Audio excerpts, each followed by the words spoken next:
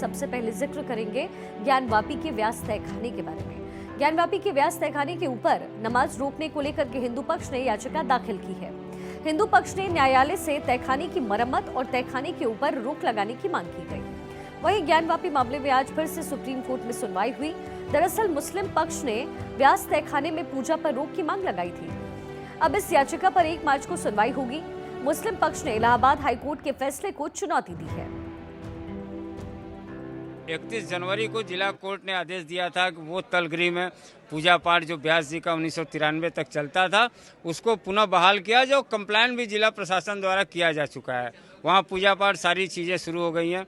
चूँकि वो परिसर तलगृह काफ़ी कमज़ोर है, उसकी दीवारें उसके खंभे काफ़ी जीर्ण शीर्ण हैं, उसकी छतें जीर्ण शीर्ण है, जिसको देखते हुए चूँकि ये सैकड़ों वर्ष 500 वर्षों से पूर्व का वो परिसर है, इसलिए इसको देखते हुए हम लोगों ने सुरक्षा और आस्था के नाम पर एक प्रार्थना पत्र दिया है कि उसकी सुरक्षा की व्यवस्था जो है प्रशासन द्वारा करवाई जाए। जिला कोर्ट इस संदर्भ में सुनवाई करे और आदेश दे।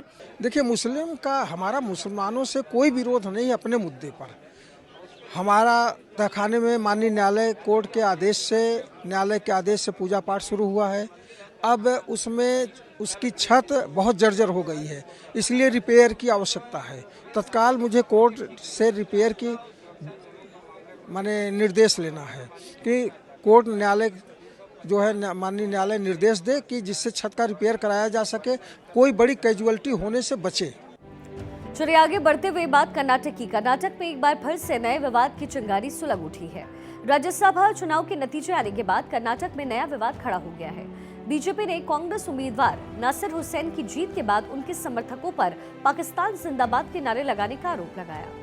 इस मामले में बीजेपी ने सैयद नसीर हुसैन और उनके समर्थकों के खिलाफ पुलिस में शिकायत दर्ज की है। बीजेपी ने जमकर विरोध प्रदर्शन भी किया। बीजेपी विधायक और कर्नाटक विधानसभा में नेता प्रतिपक्ष आर अशोक ने ट्वीट कर नासिर हुसैन के समर्थकों पर पाकिस्तान जिंदाबाद के नारे लगाने का गंभीर आरोप लगाया। उन्होंने सोशल मीडिया पर एक वीडियो पोस्ट करते हुए कहा कि कर्नाटक कांग्रेस के बेशर्म कार्यकर्ताओं ने राज्यसभा चुनाव में कांग्रेस उम्मीदवार नासिर हुसैन की जीत का जश्न मनाने के लिए कर्नाटक विधानसभा में पाकिस्तान जिंदाबाद के नारे लगाए। ये सीधे तौर पर सीएम सिद्धरमैया की तुष्टीकरण की राजनीति का नतीजा है। राजनीति का एक खतरनाक खेल है जिसने राष्ट्र विरोधी तत्वों और टुकड़े टुकड़े गैंग को बढ़ावा दिया है। हालांकि बीजेपी के आरोपों पर कांग्रेस का कहना है कि उनके समर्थकों ने पाकिस्तान जिंदाबाद के नारे नहीं लगाए हैं। बीजेपी का आरोप है कि पाकिस्तान जिंदाबाद के नारे लगाए गए, जबकि कांग्रेस का कहना है कि नासिर साहब जिंदाबाद, नासिर हुसैन जिंदाबाद और नासिर खान जिंदाबाद के नारे लगे। बीजेपी ने पाकिस्तान जिंदाबाद के नारे लगाने वालों की गिरफ्तारी को लेकर के मांग की है। बीजेपी का कहना है कि नारे लगाने वालों के खिलाफ देशद्रोह का मुकदमा दर्ज किया जाए। अब आपको कांग्रेस के नवनिर्वाचित राज्यसभा सांसद नासिर हुसैन को सुनाते हैं, जिनके समर्थकों पर पाकिस्तान जिंदाबाद के नारे लगाने का गंभीर आरोप लगा है। नासिर हुसैन ने बीजेपी के आरोपों को सिरे से खारिज करते हुए कहा कि झूठी खबर फैलाई जा रही है। were celebrating the victory of 3 candidates. I was there in the midst of them, and then lots of slogans like Nasir Hussain Zindabad, Nasir Khan Zindabad, Nasir Saab Zindabad, Congress Party Zindabad, and all were being raised by some of the workers. Then all of a sudden, when I was living to my house, then I got call from the media saying that somebody has raised slogans of Pakistan Zindabad. I would like to say here that when I was there, when I was in the midst of the people, there are lots of slogans that were being shouted there, but I never heard a slogan called Pakistan Zindabad. अब इस मामले पर केंद्रीय मंत्री प्रहलाद जोशी का कहना है कि पाकिस्तान समर्थन में लगाए गए नारों की निंदा करने के बजाय नासिर हुसैन गुमराह करने की कोशिश कर रहे हैं और कह रहे हैं कि कोई झूठी खबर फैला रहा है जो कि ज्यादा खतरनाक है। Congress party in the Vidhan Sabha itself, which is the most sacrosanct building of the democracy of Karnataka, there pro-Pakistani, Pakistan Zindabad slogans have been raised by the Congress party workers. Instead of condemning this, Mr. Nasir Hussain is trying to mislead and saying that somebody is spreading a false news, which is more dangerous. BJP के आरोपों पर कर्नाटक के मुख्यमंत्री सिद्धरमैया का कहना है कि हमने आवाज के सैंपल को फॉरेंसिक जांच के लिए भेजने का निर्देश दिया है। अगर ये सच साबित होता है और किसी ने अगर पाकिस्तान जिंदाबाद का नारा लगाया तो उसे कड़ी सजा मिलेगी। इस पूरे मामले पर कर्नाटक से लेकर के दिल्ली तक सियासत तेज हो गई है। नासिर हुसैन जिंदाबाद को अगर वो पाकिस्तान जिंदाबाद समझ लें तो उन्हें जो भी नजदीक का अच्छा डॉक्टर हो भारतीय जनता पार्टी को जाना चाहिए और खैर मालवी साहब को जाना चाहिए, जो इस बात में होशियार हैं कि कुछ का कुछ बना देते हैं। यहाँ दृढ़ता के साथ कांग्रेस इस घटिया मानसिकता की निंदा करती है और कहना चाहती है कि भारतीय जनता पार्टी में ये नारा तो लग सकता है, कांग्रेस का जब तक एक कार्यकर्ता है वो भारत माता जिंदाबाद कहेगा। मेरे ख्याल से वहां पर कर्नाटक के मुख्यमंत्री जी का भी बयान आ गया है, सबका बयान आ गया है कि वो अगर ऐसा किया है तो उनको सजा मिलनी चाहिए, वो काबिले बर्दाश्त से बाहर है। लेकिन क्योंकि भाजपा हमेशा जब जब चुनाव आते हैं इस तरीके के आरोप प्रत्यारोप लगाती है, वो मॉर्फ्ड वीडियो दोबारा वायरल इस तरीके का बना के वायरल किया हो, अगर ऐसा है तो मेरी मांग होगी कर्नाटक सरकार से कि ऐसे उन दोषियों को अगर नारे लगाएं तो उनको भी सलाखों के पीछे भेजें, और अगर जिसने मॉर्फ्ड वीडियो वायरल किया है उनको भी सलाखों के पीछे भेजें।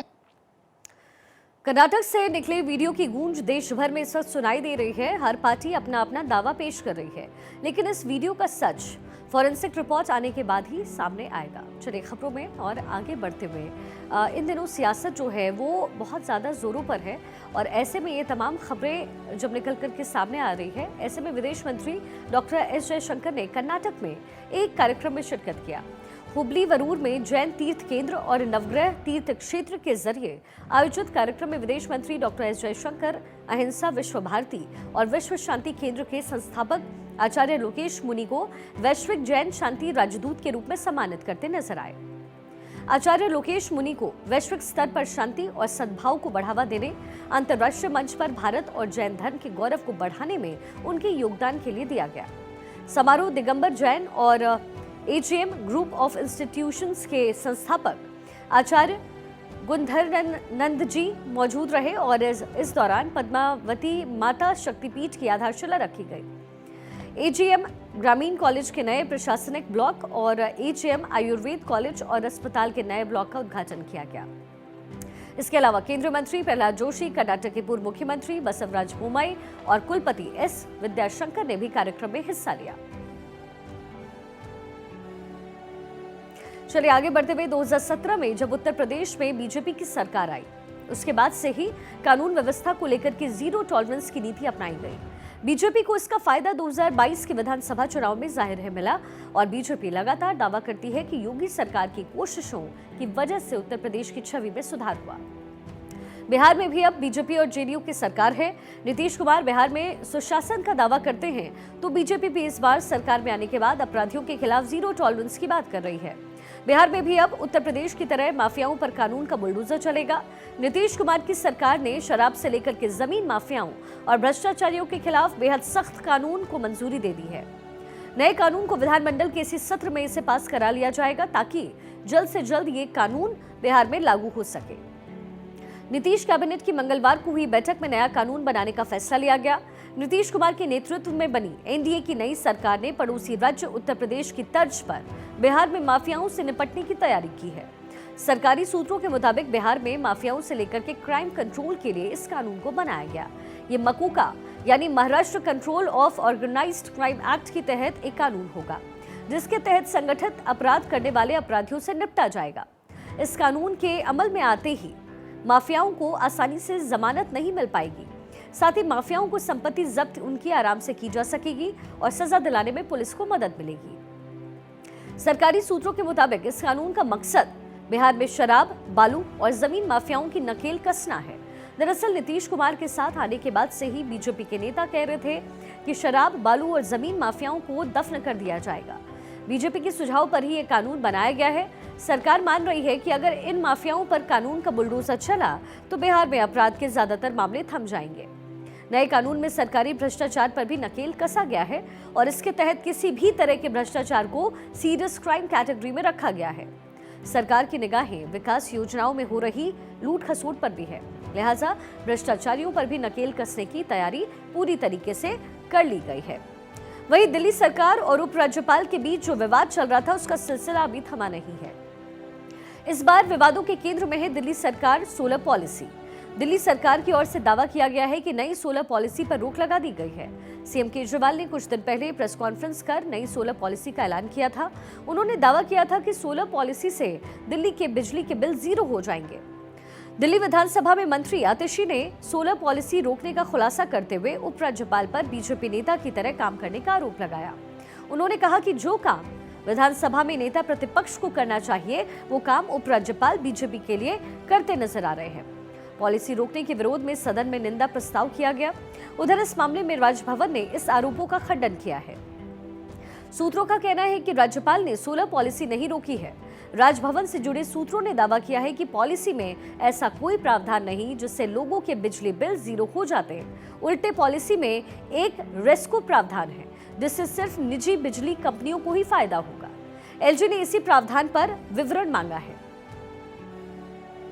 अब आपको बताते हैं कि क्या है दिल्ली सोलर पॉलिसी, इसके तहत क्या कुछ चीजें रखी गई हैं। दिल्ली सरकार की नई सौर ऊर्जा नीति 2024 जारी करते हुए सीएम केजरीवाल ने कहा था कि इस पॉलिसी के तहत जो लोग छतों पर सोलर पैनल लगाएंगे उनका बिजली बिल जीरो हो जाएगा, लेकिन अब ये विवादों में आ गया है और विवाद की वजह बन गया है।